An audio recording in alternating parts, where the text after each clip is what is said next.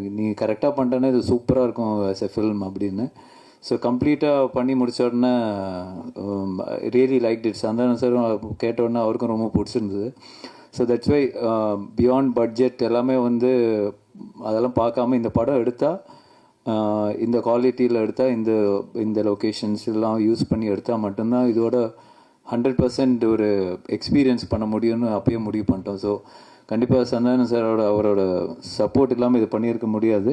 So I think full and full Santhanam வந்து இதில் வந்து ஆலோசிச்சு அவங்க பிரேம் கூட சேர்ந்து என்னெல்லாம் பெஸ்ட்டாக இதில் பண்ண முடியுமோ அவங்க 2 பேரும் சேர்ந்து பண்ணியிருக்காங்க. தட்ஸ் என்னோட இன்புட்லாம் ரொம்ப கம்மி தான்.